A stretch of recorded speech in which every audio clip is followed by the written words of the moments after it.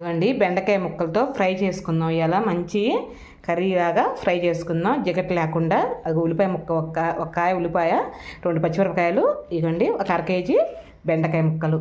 ఓకేనండి. స్టవ్ మీద గిన్నె పెట్టుకొని దాంట్లో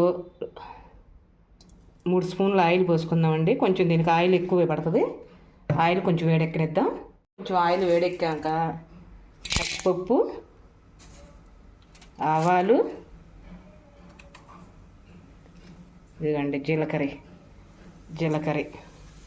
బాగా మంచిగా వాటిని కొంచెం కలర్ వచ్చేదాకా వేయించుకుందాం.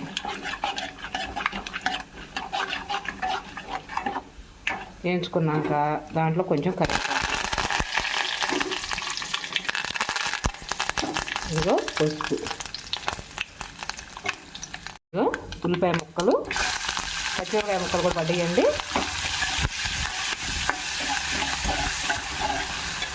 ఓకే, మనం ఈ బెండకాయ ముక్కలు వేసేసుకుందాం.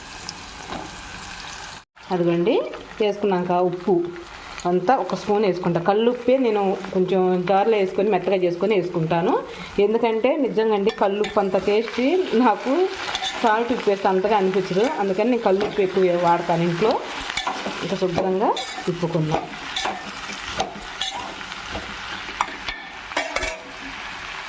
మళ్ళీ ఒకసారి గెరటి పెట్టి తిప్పవాకండి, ఎందుకంటే ముక్క నలిగిపోతే చిదురుగా ఉంటుంది. అందుకని అసలు తిప్పొద్దు గెరటి పెట్టి.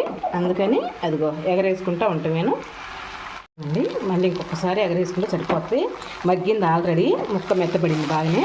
ఇక మనం కారం వేసుకోవటం. నేను వాటిని చిదురు చేసి అస్సలు చిదురు చేయొద్దండి. నిజం చెబుతున్నా, చిదురు చేస్తే అస్సలు బాగోదు ముక్క. ఇలా ఉంటేనే ముక్కగానే ఉండాలండి. చూడండి కాలుతుంది, చూపిస్తూ ఉండండి ఒక్కసారి. ముక్కగానే ఉంటే మనకి ఆ టేస్టు, బెండకాయ తిన్న టేస్ట్ అదిగో చూసారా, కలర్ మాత్రం కానీ అసలు ఏమన్నా ఉందో చూసుకోండి. అదిగో ఎంత చక్కగా ఉందో చూడండి. ఫ్రై అయితే అయిపోయింది. మనం కారపొడి చల్లుకుందాం. ఇంకా దీంట్లో ఎర్రగా ఉంది చూసారా మా కారపొడి, కొత్తదండి.